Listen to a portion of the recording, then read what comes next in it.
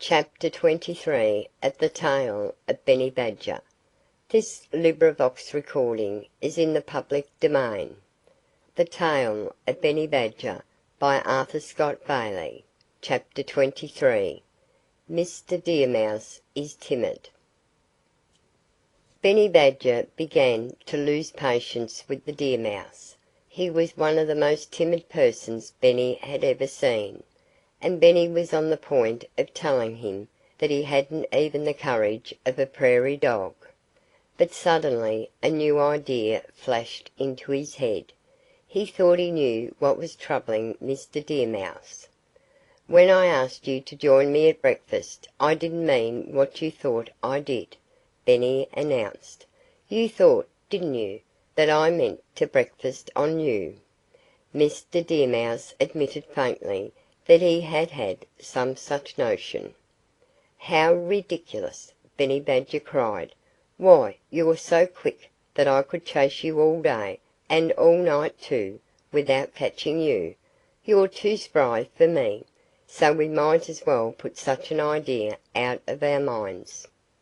Benny Badger sighed as he spoke, and he couldn't help noticing once more how very, very plump Mr. Deer Mouse was. "What I meant by your joining me at a good meal was simply this," he continued. "If you'll only stay with me, and follow me quietly wherever I go, there's a good chance that you'll have a bone to gnaw before a great while." All that seemed very pleasant to the Deer Mouse. "Thank you ever so much," he murmured. "I'll be glad to accept your invitation, so long as we aren't going to breakfast inside your new home." So they set out. And for a time Mr. Deer Mouse followed Benny Badger all around the neighborhood. Though Benny kept a sharp watch on all sides, he couldn't see anything or anybody that promised a meal. And he decided at last that he would have to make a change of some sort in his plans. So he sat down and beckoned to Mr. Deer Mouse to move nearer. "You go ahead of me, and I'll follow you," he said.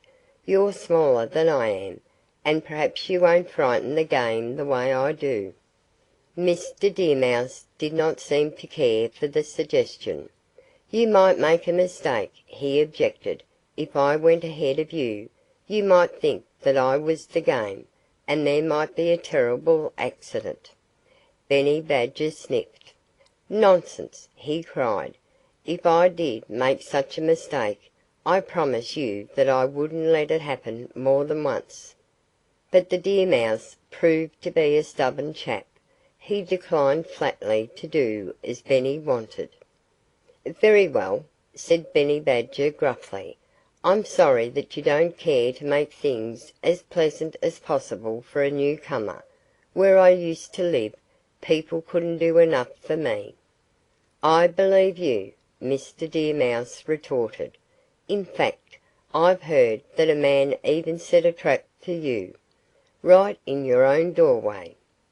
Of course, that news came to Benny Badger as a great surprise.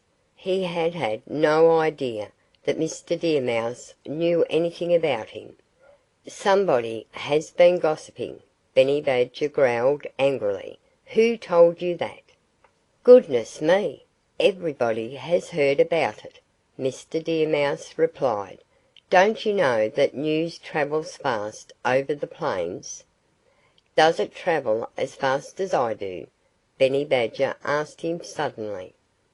Before the words were out of his mouth he leaped at Mr. Deer Mouse, and for one as heavy as he was, Benny leaped with surprising swiftness. But quick as he was too slow to catch Mr. Deer Mouse napping. That nimble fellow seemed to melt away right beneath Benny Badger's paws. For one moment Benny was sure he had him, and the next moment he was sure he hadn't. He couldn't see his small neighbor anywhere. In fact, it was a whole week before Benny Badger set his eyes on him again. And to Benny's amazement, Mr. Deer Mouse was just as polite as ever.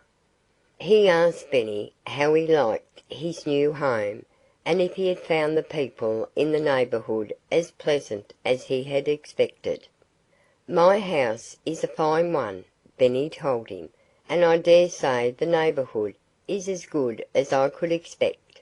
Certainly there's a plenty of gophers and prairie dogs here."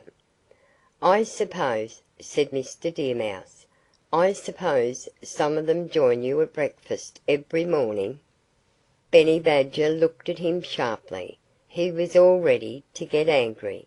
But Mr. Deer Mouse was so polite, and seemed so respectful, that Benny was ashamed to lose his temper. He actually winked at Mr. Deer Mouse. And he felt more cheerful than he had since the rancher spoke ill of him. "I'm glad I moved," he told Mr. Deer Mouse. "This is a fine place. I'm going to live here the rest of my life." And he did. End of Chapter 23. End of The Tale of Benny Badger by Arthur Scott Bailey. Read by Lucy Burgoyne. This recording is in the public domain.